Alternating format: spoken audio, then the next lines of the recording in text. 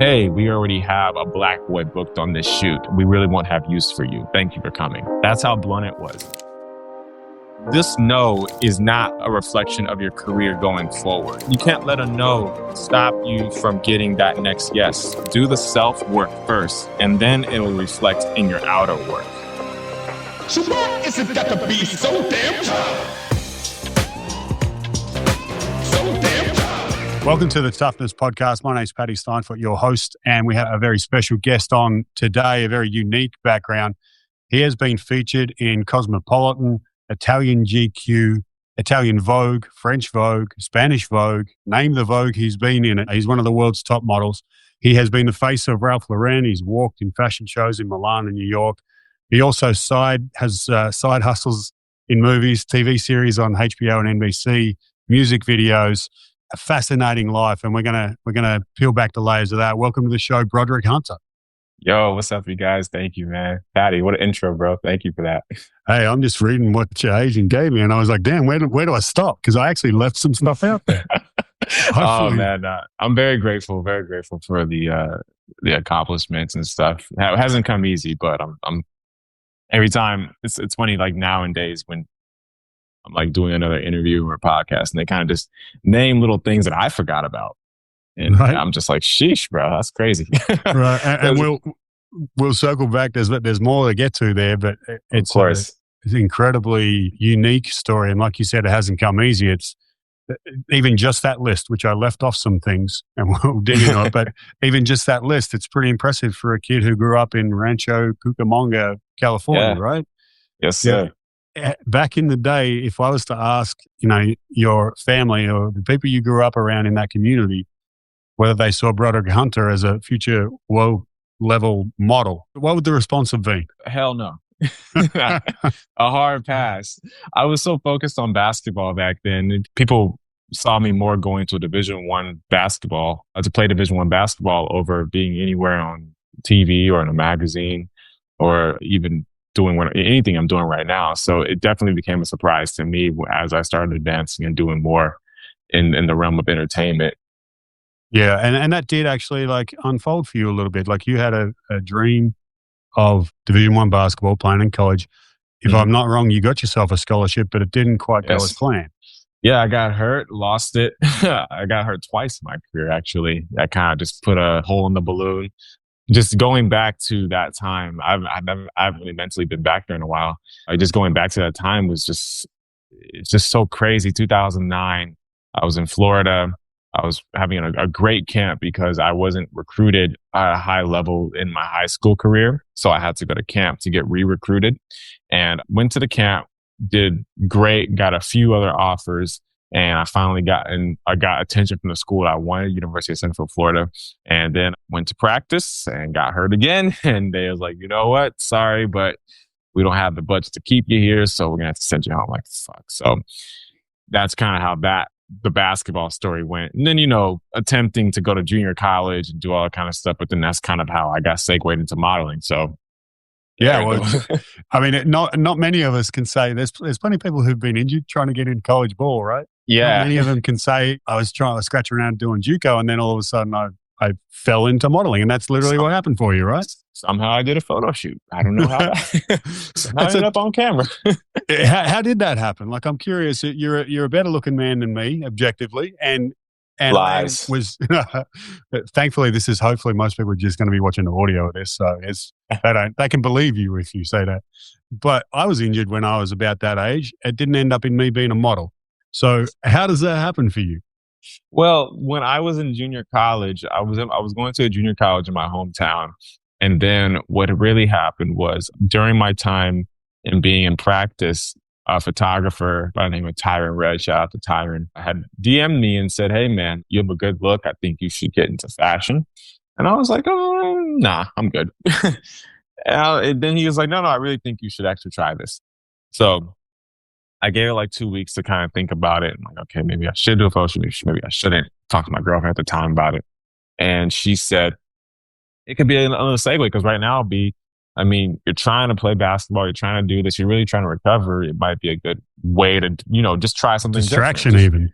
Yeah, exactly. So I was like, okay. So I did the photo shoot with Tyron, and I got the pictures back, and they blew my mind. I was like, dang, that what I look like? Like, sheesh. I was like, this edited photo. So the pictures were really, really lovely pictures. So I was like, well, cool. I decided to share them on Facebook just as a joke because I was not, mind you, people knew me from being this elite basketball player. I was dunking on 6'10" people. I was over here I was a ball player. So for me to come up out of nowhere in some orange shorts on a beach smiling is not necessarily the trajectory where I was like, wait, hold on. That's not something I was expecting. I gotta get my producers. I gotta get the people behind the scenes to track that photo down. We're gonna slice. I'll send it to you personally. Perfect. I'll send it to you personally.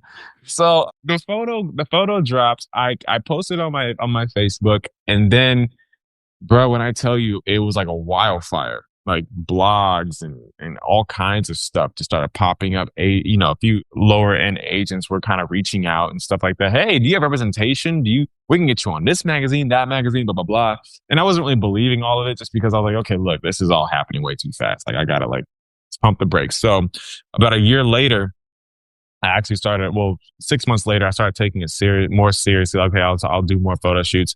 And then by that next year was when I started actually looking for representation. And then that's a whole completely different story, because then that gets into understanding the racial biasness of the industry and knowing that Black people in that industry weren't necessarily, at that time, it was like almost like not even a thing. Like getting signed as a Black male model was like finding $100 bill at a bus stop.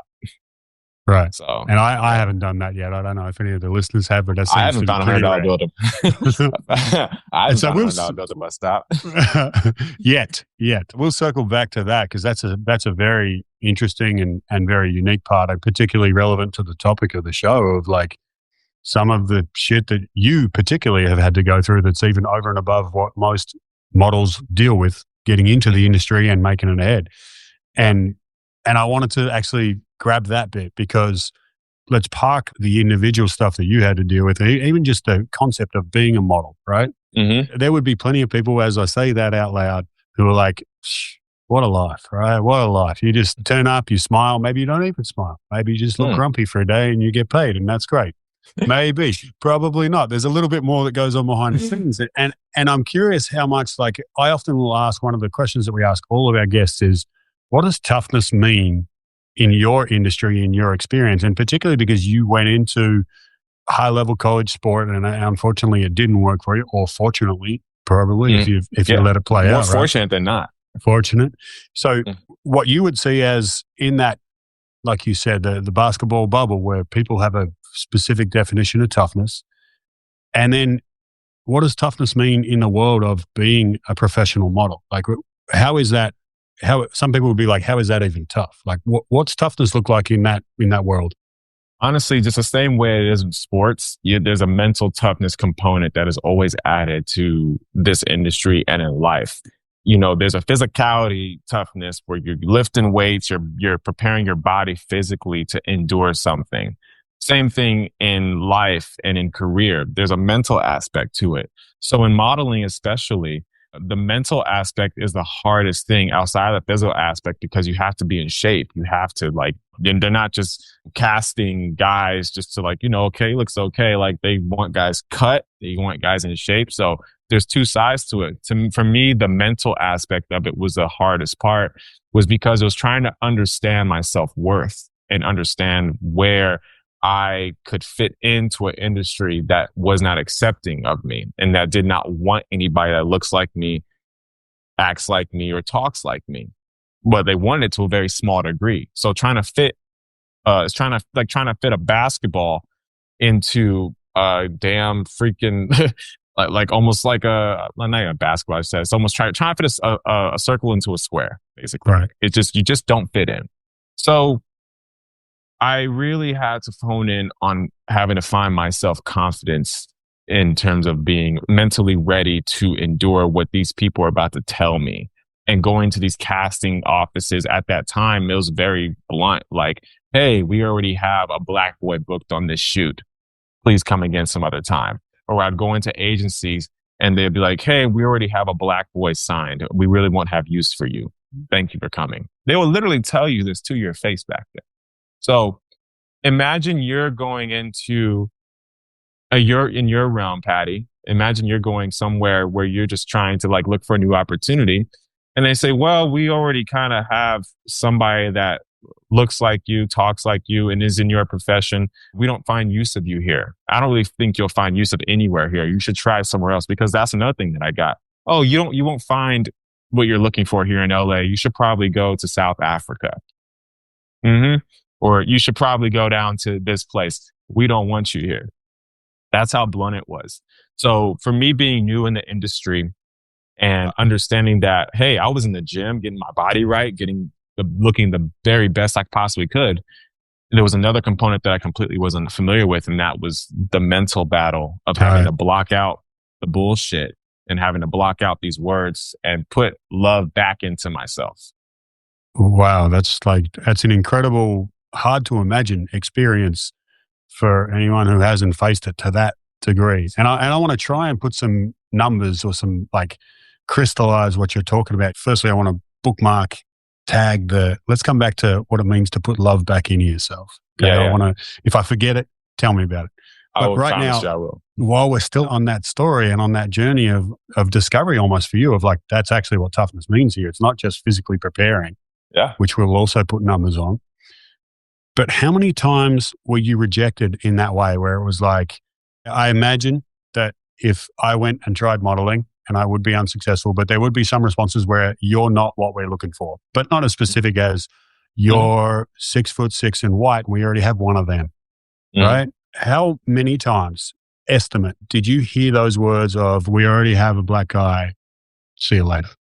Over 30 in the beginning of because I've sent emails to certain agencies and I've sent emails to certain managers and I've certain clients, because at that time I was freelancing before I got represented. So I was just reaching out as Broderick Hunter to these people. And a large part of the responses were, oh, we're already using a black guy. Oh, we already have a black guy on our board. Oh, sorry, this isn't really your market. So yeah, I would say it was at least 30, because you can imagine how many emails I sent. Of course, yeah. And this is 30 in the space of how long? And these are just responses. We're not even counting we're not even counting They were polite enough to come back and tell you to your face something. So they were polite enough to come back and tell me that. They could have just said, oh, thank you, but we're not interested. Right. But no, they had to give me the whole spiel of that. And that was I wish I had my old email address. What's this period? Yeah. I wish I had my fascinating. Old email. What's this period of time that we're talking about? 30 times in how long? 30 times in a matter of 8 to 9 months.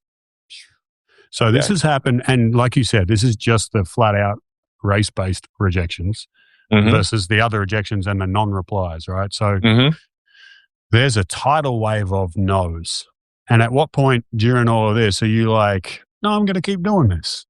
But how do you stomach that and just keep going when you don't have to? The thing about it is, Patty, when I was in basketball, there's a certain level of mental toughness that comes to playing sports, especially when you're not on a winning team or not in favor of winning a championship and stuff like that. There's always going to be critics that are going to tell you, yeah, this team isn't really equipped to handle these people, or this team can't do this, or this player can't handle this player. And every single time when I stepped on a court, I was always out to prove anybody and everybody wrong. So going into my fashion career, I was always persevered that there's never a point in time where somebody can tell me something that I don't know about myself, and that nobody could tell me something that they see the potential in me, or they see something in me that I don't see in myself. So if somebody could tell me, oh, you don't have a look, you can't do this, but I know within myself, I'm like, oh, I think I got something here. I'm just going to keep on just kind of figure it out, because I was just trying to figure it out. I didn't have access to the right photographers yet, nor did I have access to agents and trying to, I was still learning. So there was no reason for me to DQ myself so early if I knew that I was still in my premature stages of learning this industry. So once I figured it out, and once I knew I was going to figure it out, I knew it was going to be a done deal. It was just a matter of time. And is there a moment where you say, once I knew I was going to figure it out, is there a moment you're like, no, I knew like, screw you, James Smith, sending me that one? Like, this is rejection number 29. I'm doubling down. Or was it just like gradually you just like, no, I'm just sticking with it? I would say it was more gradually, but I really started to know that I had something when I moved to Miami. I was based in Miami as a young model back then, and I did not book a single job. But I was out there working at 8-Ounce Burger and catering. It's no longer called 8-Ounce Burger now. If you've ever been to Miami back in 2010, you remember 8-Ounce Burger right by the Mondrian. I used to be a bar back there, and I also used to be a busser and a waiter. And I was also a janitor. It's a whole story, bro. It's crazy. When I was living in Miami as a model, so I started seeing the models that were getting booked for certain things, and I was like, dang, I know not to say I had something better than them or I was better, but I knew I had something more to offer than what these guys were bringing to the table. So when I started seeing these guys getting on these castings and all these jobs, I just knew that I was like, okay, when my time comes, I'm going to blow this out the water. All I need is one. And sure enough, my one came when I had shot for Vogue magazine with Bruce Weber. And Bruce Weber at that time was one of the top photographers ever. He shot Tyson Beckford for Polo. He shot Abercrombie and Fitch. You name it. Back then, Bruce Weber was the absolute key to like getting somewhere. And he said yes. He's like, yo, I want him in Vogue. And I was like, okay, here's my moment. So I got my Vogue shot in Miami. One of my only things that I did that time. And with that, it became more of a snowball effect into a few other things. Still a little hiccups along the way, but it was a great cosign for me to say, okay, I know I have something, and I'm gonna stick with it. Yeah. So let me grab that. I keep delaying all the other things I want to circle back to, but I'm going to take that one moment because a lot of the people who come on this show as guests and a lot of the people who listen are particularly there because they can handle a moment, right? You have the audition for this part in a comedy that actually ends up being one of the biggest comedy films of 10 years. And Ronnie Cheng is able to be in the moment and nail that part. And you have a gold medal on the line as you're sitting at the top of the run and you're able to settle into the moment and do your thing. To me, share with the audience what it's like. This is your one, like this is Vogue, and it's the photographer who's like gonna show the best side of you to the world and begin that snowball. So walking in, there's a little bit riding on this, right? Yeah, of course. And back then, with social media now, there's a lot more content being shared, like, through platforms, through digital. There's more room. The only way back then to get into Vogue was to be in the magazine.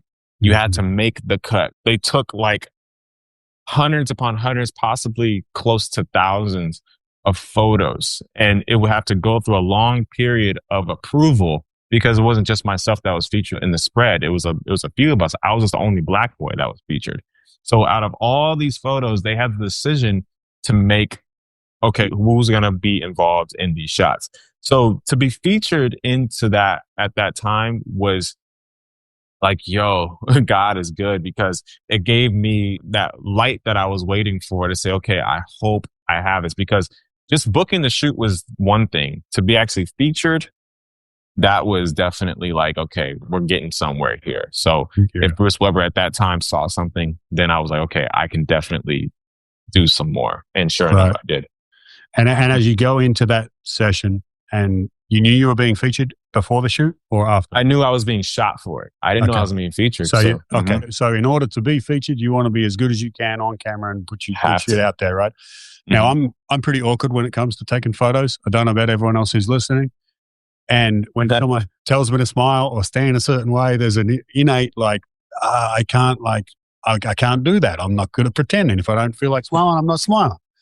And if I feel happy, I'm not frowning.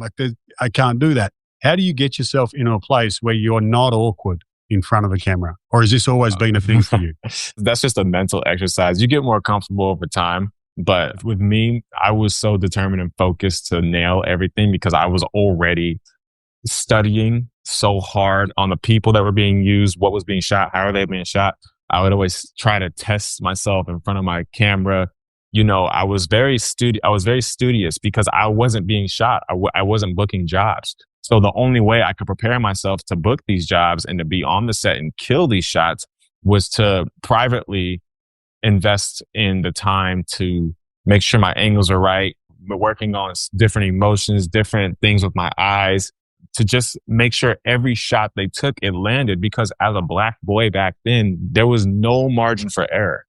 You couldn't even, God forbid, you spilt coffee on set. They probably never bring you back. It was a very tight rope for black boys back then. And I'm very grateful that things have changed now to where there's more room for black models, but it was a very tight rope to walk. So and this wasn't the same for because you talked about being rejected by we already have a black boy. Yeah.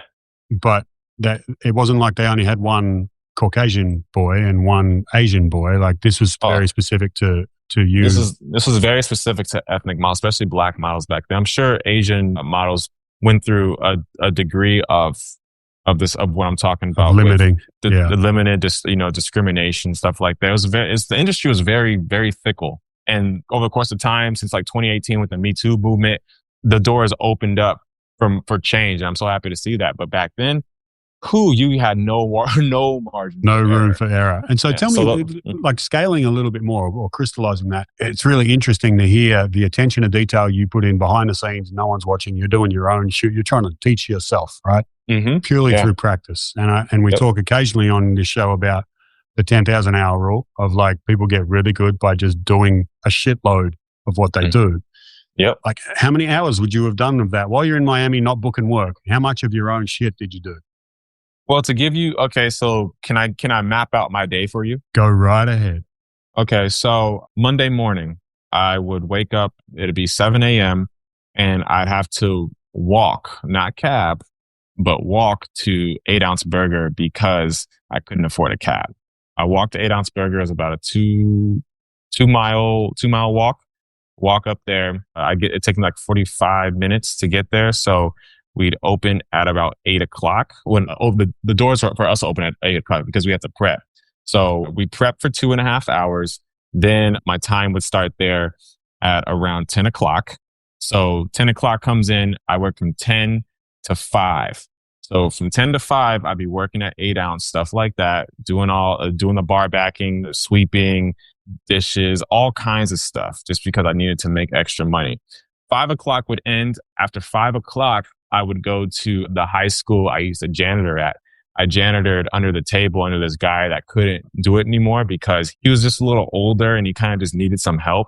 So I had a connection. I forgot how I connected with him, but he was talking about, he just like, he needed people for a side hustle, and it was janitor. So I said, okay, I'll do the janitor work at the high school. So at the high school under the table, I would clean up the classrooms, take out the trash, do all the stuff that he wasn't able to do to make a couple extra bucks after work.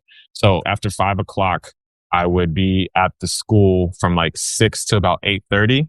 8:30, I would go home. I'd go back to my apartment that I was at. The Miles apartment at that time was like right down the street. I'd go back to the apartment complex, and then I would just literally go through magazines. I would look at some of the runway shows that were taped for Fashion Week and stuff like that, because that's back when they were still filming runway shows. So I was working on my walk.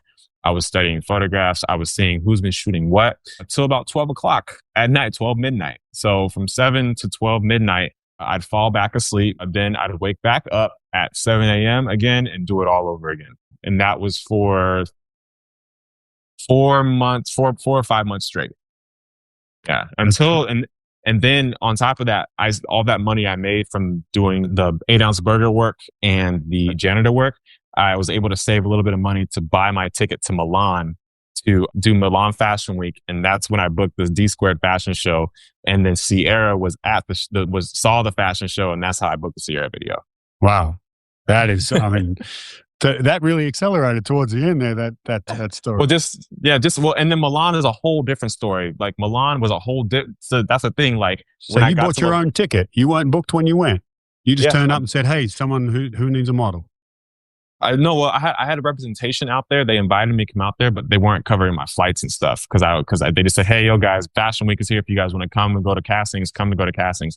I went to 7 different castings, all no's. I had got a yes from Versace, and then they dropped me for a white boy. and then and then I had crashed a D Squared casting, and then D Squared released me and said, hey, we like him, but he's not right. Then they put me back on option. And then they said, hey, yo, actually, we're going to book him for the show. So I booked the show.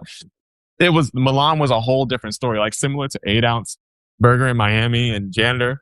Milan was a whole similar thing, but we'll say that for a later day. But yeah, everything's a huge ball of craziness.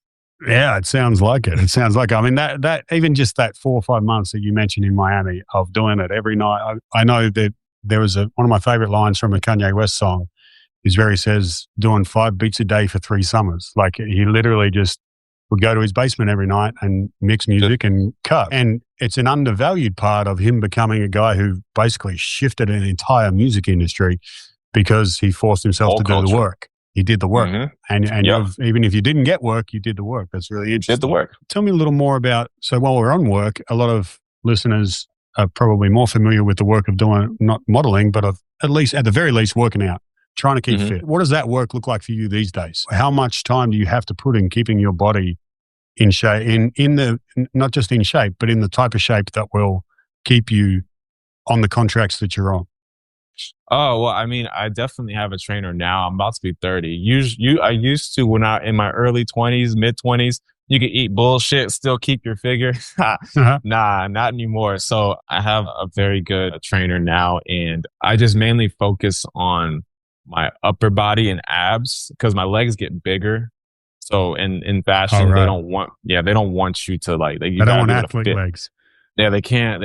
I mean, my brand has changed where it's kind of like fluctuable now, and I'm more of a brand now to where I'm not used as a model. I'm more so used as a brand and celebrity. So even within that, they still want things to look a certain way. So I have to avoid playing basketball, and I have to avoid doing different little things that I would like to do. So I just mainly focus on like abs, like planks, push-ups, burpees are really good too. And mainly thing I focus on is my health, what I'm putting in my body. So I eat a lot of greens, drink a lot of water. I try to stay away from sodas and sugars and stuff. And cardio is always a main thing, even though I hate it. I hate cardio with a passion. I'm always worried about people who love cardio because it's definitely not one of my passions. Who actually I see people who actually go on there runs, are people. But who there, I know. And I'm like, I look at them, so I'm like, how can you enjoy running? The one time I enjoyed running is I had a knee injury and I was out for like 11 months. And I wasn't, the doctor told me at one point I may not run ever again. So that first run was like, then I'm going. I would have done the same thing, man. It's like, but yeah, I think everyone has their own flavors with exercise, the same way with food, right? That's the way I explain it to myself. And yeah.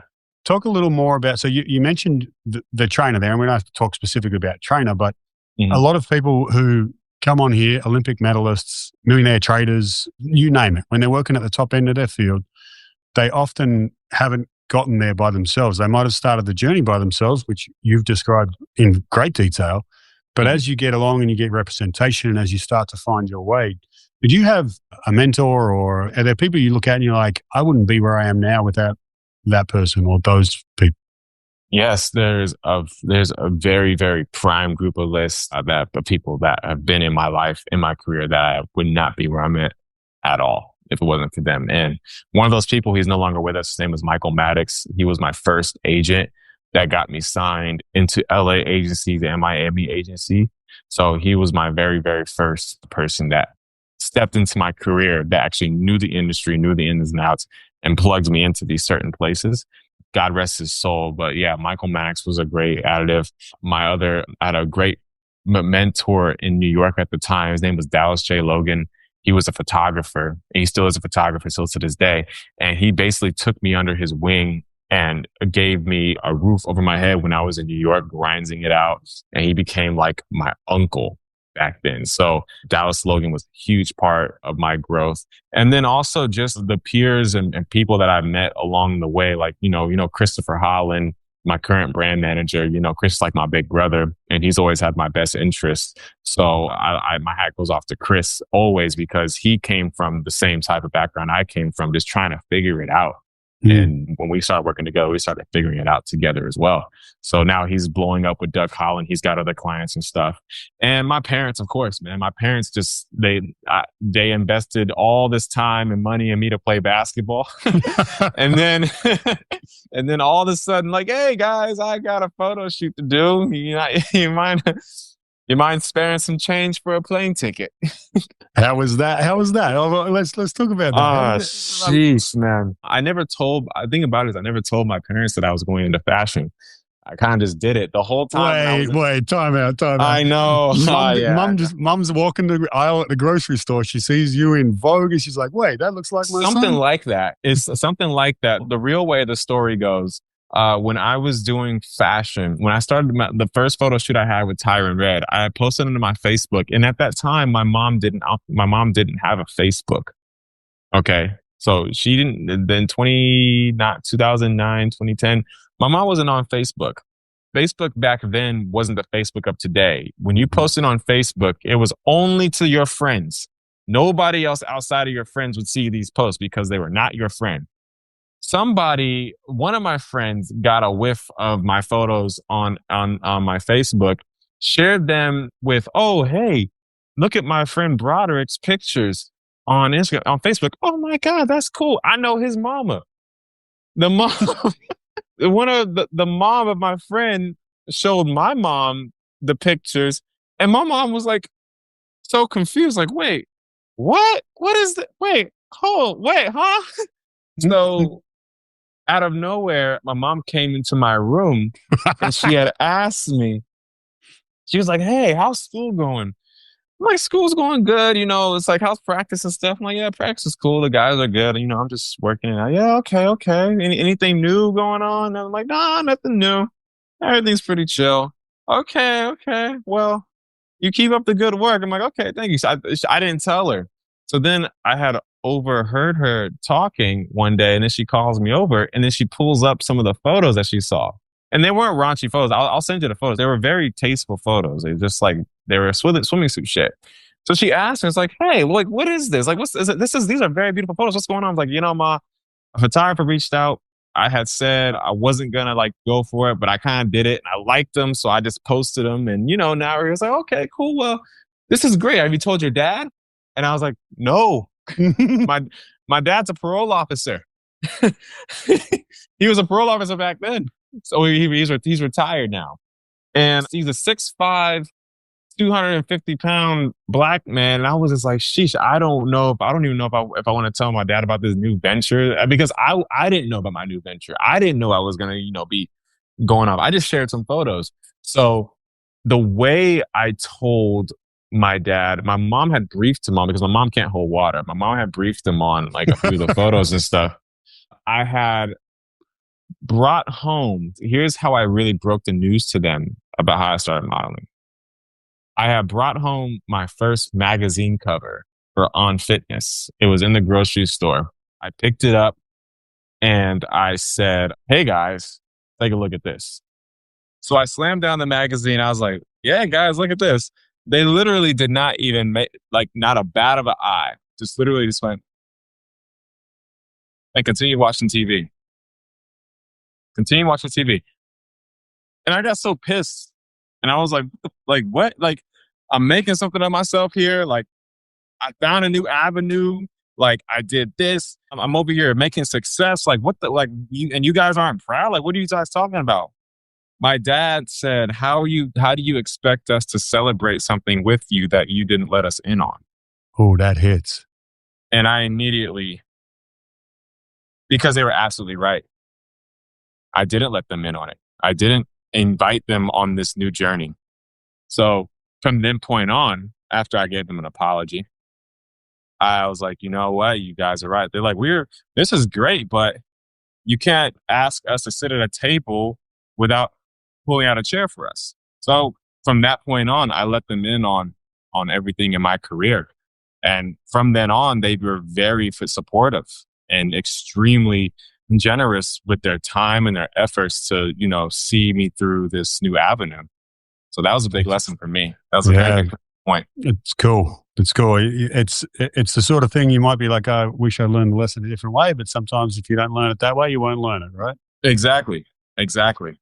Tell us a little more, like, I think that's one, you talk about a lesson you learned there the hard way. And given what you've described as your pathway through the industry in the days back when they could answer you like they did, and to where it is now, and you say it's opened up, like, do you find yourself being a little bit of a mentor to some guys who are starting out because of your experiences in your position? 1000%. I always extend a helping hand to anybody that either comes up to me or, if, I get swamped with DMs from time to time, but if I'm able to respond to somebody, I'm always available and willing to give an assistance, because that was the one thing that I wish I had when I was getting started.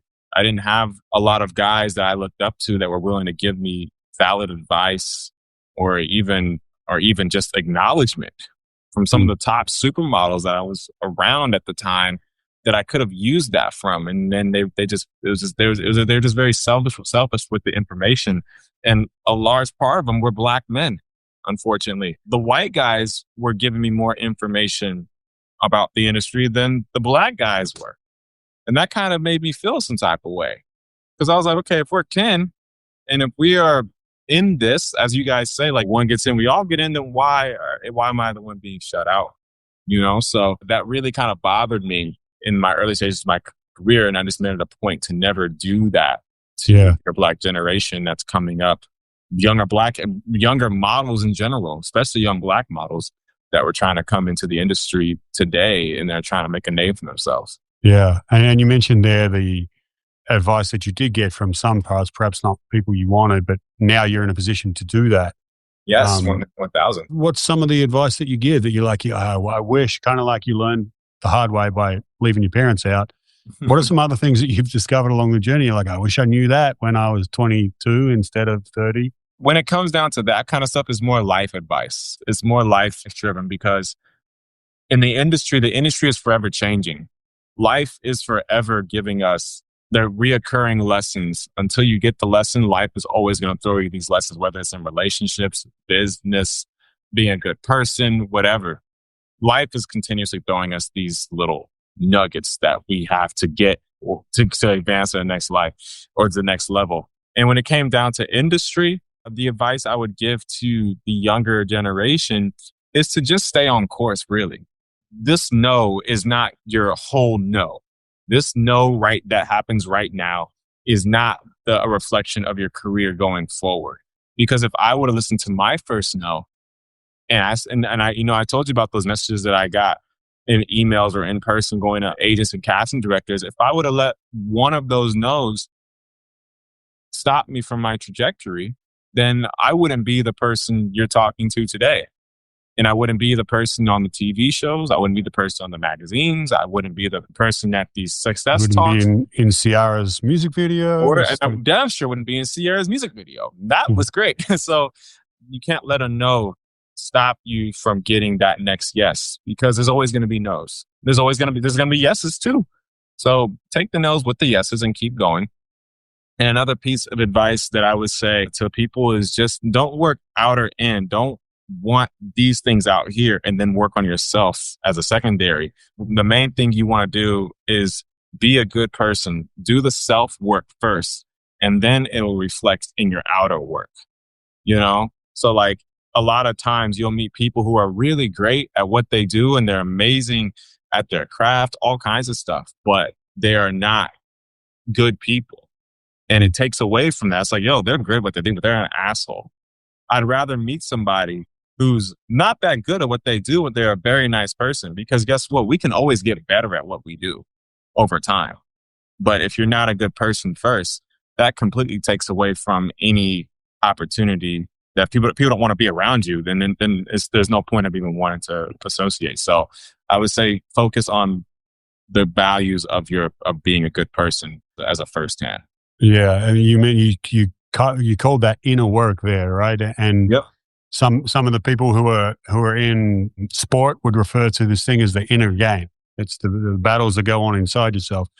I'm going to circle back now to one of the things I bookmarked right at the start of the chat of, like, you said something about putting love inside yourself. I can't remember if those are your exact words, part Yeah. of trying to maintain your confidence in the face of no's, or trying to make sure that you were still, like you said, staying on course and not worrying about other people's validation?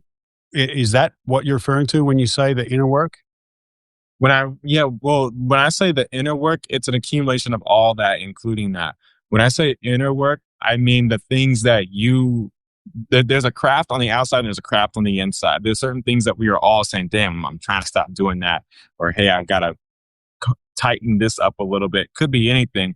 But when I say inner work, it's putting that energy and that sacrifice and that love into yourself to know that these are certain things that matter the most to us as a person. You have to be able to have something to identify with yourself to grow and be a better person. And I don't know what that is with you. I know what it is with me. But if you're able to identify with what it is that you think that you could be better at as a person, and you're continuously putting effort into that every single day, then to me, that means that you're doing that means you love yourself enough to be better. Like, let's say, we all like nice things. When you're going out and you can go out and buy a car, you're not settling. You're not like, oh yeah, this will do. No, like if I'm going out to get something that I want, I'm not leaving the lot with anything that I'm not happy with. So why would I walk out the house every day not happy with the person that I am, and not happy with how I'm treating people, and not understanding the importance of what it takes to actually walk around this world that we're in to be a good person? So it starts with that, and the knowledge and the love that you respect for yourself, so you can give that to the outer.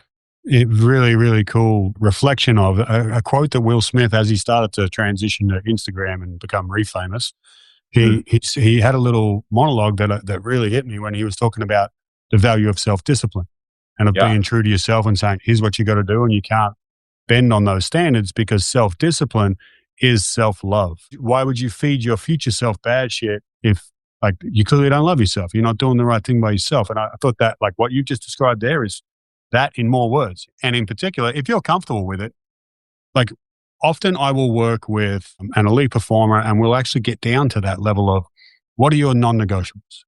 What are the things you know that you have to do? Not that you have to think, but these are the actions you do. And these are the things you pay attention to that are totally in your control and that will come back to add value to your life. Because then it becomes like, well, if that's what they are, why the fuck would you ever not do them? You shouldn't negotiate on that stuff, right? Yep. And what you've just described there kind of reminds me of that, right? It's what it sounded like as you were describing it. What would be one example of that for you? So many different ones, but I'm going to honestly say one example for that with myself would be my tone in how I talk to people. Because sometimes in my best of abilities, I would come from a place of love. But sometimes when I get real passionate about something and I get really into something, when I'm talking to somebody about something, it can come across as a little threatening or a little condescending, with the undertone of how I'm saying something. So I had to practice on observing how I talk to people. Even though I know in my heart it's coming from a good place, how it translates can be completely different. So understanding communication, because in communication, we're all just giving out energy to one another. When we communicate with one another, we're literally giving a part of our energy to someone else. And however we intend to give it, it doesn't matter. How it's received is how it's received. And there's no going back from that. So honing in on my communication and how I talk to people has been a very big growth for me and a very big change for me. So that's one thing I would say that I have definitely honed in on in terms of changing my personal self outside of a few other things. That's a great example. And it's one that is often neglected in the world of high performance, working at the peak, because, like you said before, people can get away with being assholes sometimes. But oh god, yeah, it is tough. And the other part, often it's neglected because it's really hard. It's hard to change some of those things, right?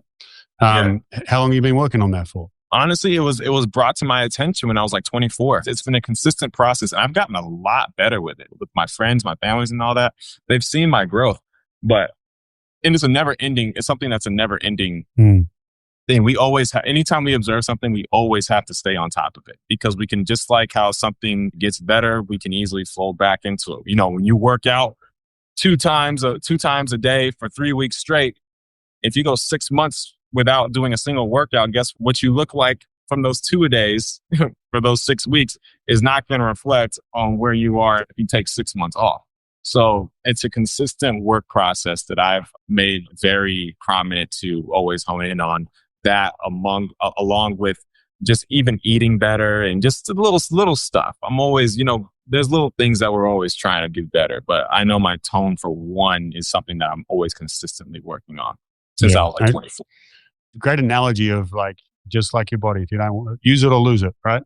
Yeah, Pretty much, and it's a constant battle. Man, really appreciate you sharing your story with us. And often we'll wrap it up with a bit of a final question, partly about like if people want to find you and learn more about your story and follow you, where do they find you? But we'll get to that in a second. Firstly, like I'm curious, given that you've scaled heights that a kid from Rancho Cucamonga could barely imagine, and you're doing amazing work in a number of different fields now, like what do you hope for the future, both in terms of your craft, but perhaps also for your inner craft or for some of those people that you're helping come along behind you? What's some hope for the future? My hope for the future is I don't really plan too much on being in front of the camera a lot. Some people really push for that. I don't plan on being in front of the camera too much. I've been looking at myself for so long and I'm tired of it.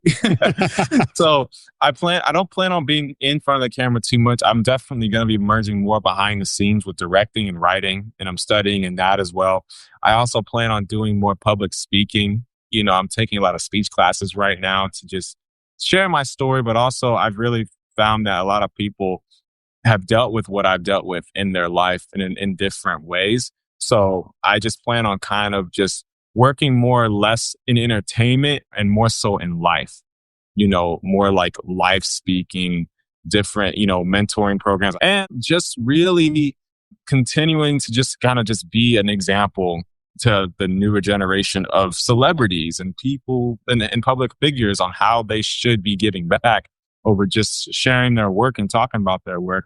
I feel like, it gets to a point where you should open up and share more about yourself, about what you learned and how you can be an asset to the people to come. Very cool, man. Very cool. We'll put a link to that charity at the bottom of the show. If people want to find your work, clearly they can look in a bunch of the magazines that we mentioned. But in terms of tracking you down social media wise, what's your Instagram handle? Anything else they want that they can find you on? If you want to learn how to cut your own hair, so your skincare stuff, self-care stuff, you can go to my YouTube channel, Broderick Hunter Jr. I have a variety of different self-care hacks, haircuts, tutorials, all kinds of things on my channel. I also have a few interviews on there as well from stuff I did in the past for little information nuggets, very fun to watch. And on my Instagram, you can find me at Broderick Hunter. And that there you'll see all the pictures and videos, latest campaigns and stuff. And if you really want to get a sense of my personality and who I am and really interact with me, then you definitely want to follow me on Twitter, which is at Broderick Hunter as well. And I really enjoy conversing with fans and chiming in, sharing jokes. And, I feel like that's more of a personalized community that I built over there. So nice. I enjoy my Twitter more than anything. All right. No, appreciate you sharing that with us. We've had a couple of guests who gave out their Gmail and I was like, whoa, that is ballsy. Now, I'm not expecting you to do that. I'm like, whoa, I'm not even doing Junk. It's my show. Yeah, right. Thank you very much for joining us, Broderick. Been an awesome chat. Good luck with the project coming up in the near future and moving forward. Always great to chat.